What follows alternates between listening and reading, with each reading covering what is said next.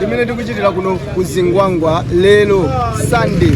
Ato za Chinyamata kuno tikucheza nawo ndiyeteni mumve kuti kodi zokhuza mpira omwe ulipo usiku wa lero akuti chani.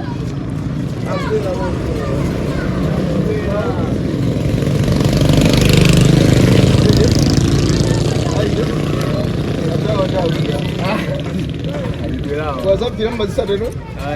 Mmazisata? Chifukwa chani? Basi waliyo sasa leo. Ndio mmasata zilipo.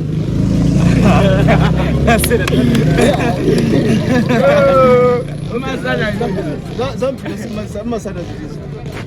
Zina zake basi. Okay, adawa akone kuti samasata zampira kwa mwina za chikondi ama zisata. Okay, tingocheza za chikondi tokhala.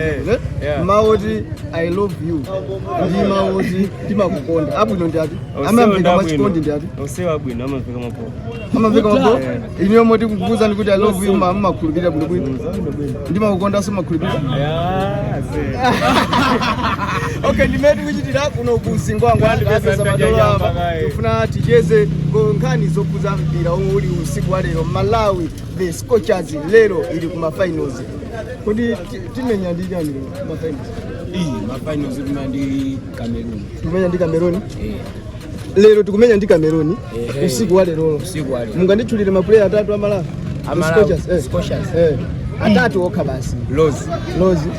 Amangoti Rose? Rose Kansere. Number 2 Tabitha Jawinga. Number 3 God Dem. Chabwino. Kodi captain wa Malawi the Scorchers nida? Tabitha Jawinga. Kodi team ya Jawinga ndi Tabitha Jawinga wankulu nida? Tabitha Jawinga. Wankulu nda? Tabitha Jawinga. Oh. Serious. Mukuza kundichule first 11 ya Malawi the Scorchers. Ndio simazisata. Prediction yanu ndio tani siku ya leo. Malawi to win. 3-2 ndi Cameroon. Na serious. Mawoti Flames. Na tunaipasa timu ya Anyamata ya Mienzo. Ndicho. Kodi Flames amatangaza? Flame of fire. Ya chichewa chake. Moto wala wilao. Timu ya Sikana wa Miendo hii Scorchers. Tentozo lake? Ngane noti Scorchers ndi hot kutenta. Akuti Scorchers ndi hot kutenta. Iya ife nafeso tikumvera pompa mwina inu amene muli ndi mayankho solondola kapena ngati mukuona kuti awa kunama muti uzaso kuma comment section ipo. Koma lero tili kunoko kuzingwangwa tikucheza ndi Anyamatawa ziwiri zitatu monga lero siku lomwe tikuyembekezereka kuti Malawi the Scorchers ikusewera ndi paja ndio Cameroon. Amasata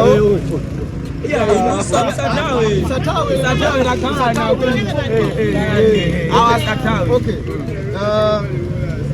Ujeni panopa tafika timu ya mafinals zetu.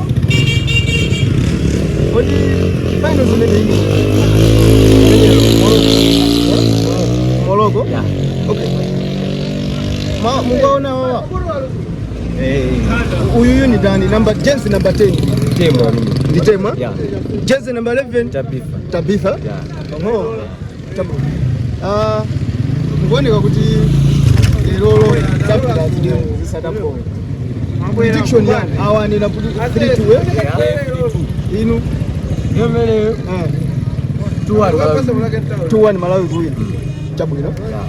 Ayi ndimene tikuchitira kuno kuzingwangwa timacheza ndi Anyamatawa awa. Leo Malawi kuwina 2-1 ndipo akulu awa akunena kuti Malawi ikuwina 3-2 ndimene tachitira kuno kuzingwangwa the Scorchers. Winner lelo.